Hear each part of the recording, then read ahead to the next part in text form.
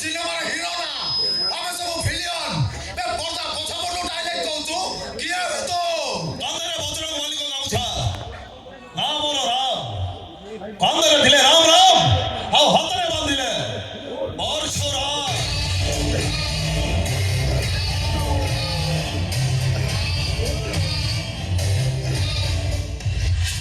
ସେଦିନ ଗୋଟିଏ ଲଙ୍କା ଥିଲା ଜଣେ ରାବଣ ଥିଲା ଜଣେ ଥିଲେ ପ୍ରଭୁ ଶ୍ରୀରାମ ଆଉ ଜଣେ ଥିଲେ ସୀତା ମା ଆଉ ସେଇ ସୀତା ମାଙ୍କୁ ବଞ୍ଚେଇବା ପାଇଁ ଯିଏ ସଦ ସମୁଦ୍ର 13 ନଈ ଲଙ୍ଘି ଯାଇଥିଲେ ସେ ଥିଲେ ବଜରଙ୍ଗୀ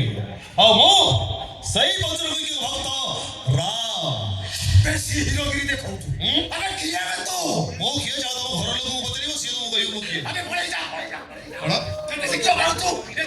ନାଇଁ ଆପଣ ମୋତେ ବଞ୍ଚେଇ ଦିଅନ୍ତୁ ତାର ଏମାନେ ମୋତେ ଉଠାଇ ନେବେ ଉଠାଇ ନେଇ ମୋତେ ଜୀବନରୁ ମାରିଦେବେ ମାରିଦେବେ ହଁ ଏମାନେ ମୋତେ ମାରିଦେବେ କିନ୍ତୁ କାହିଁକି ସେ କଥା ମୁଁ ଜାଣିନି ମୁଁ ଜାଣିଛି ତମେ ଜାଣିଛ ହଁ ବ୍ୟସ୍ତ ହବାର କିଛି ନାହିଁ ଆଚ୍ଛା ଭାଇ ଟିକେ ଛାଡ଼ିବ ଆରେ ଛାଡ଼ ସେ ଭଣୀକୁ କିଛି ହବନି ଛାଡ଼ ହଁ ଏଠିକି ଆସ ଆଚ୍ଛା ଭାଇ ସେ ମ୍ୟାଡ଼ାମକୁ ଖରାପ ବ୍ୟବହାର କରିବା ପୂର୍ବରୁ ଥରେ ଚିନ୍ତା କଲ ସେ ତ କାହାର ଝିଅ ହେଇଥିବେ ଯଦି ତମ ଝିଅ ସ୍କୁଲ ଯାଇଥିବ 4টাରେ ଫେରିବା କଥା 15 ମିନିଟ୍ ଲେଟ୍ ହେଇଯାଏ ସେତେବେଳେ ତମକୁ କେମିତି ଲାଗିବ ସବୁ ପରେ ସେ ମ୍ୟାଡ଼ାମ ତ କାହାର ଭଉଣୀ ହେଇଥିବେ ଧର ତମ ଭଉଣୀ କଲେଜ ଯାଇଛି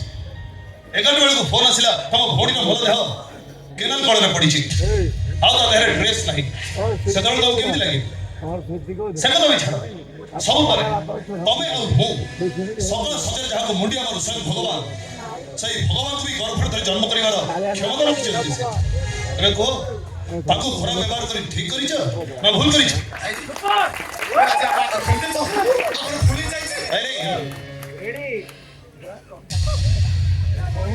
ଦେଖିଲେ ତ ମ୍ୟାଡାମ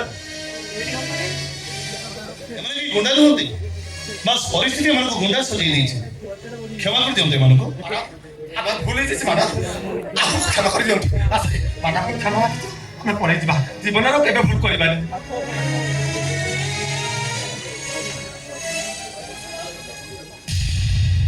ମ୍ୟାଡାମ ସେମାନେ ଚାଲିଗଲେଣି ଆପଣ ଆସିପାରନ୍ତି ଆପଣଙ୍କୁ ଅଶେଷ ଅଶେଷ ଧନ୍ୟବାଦ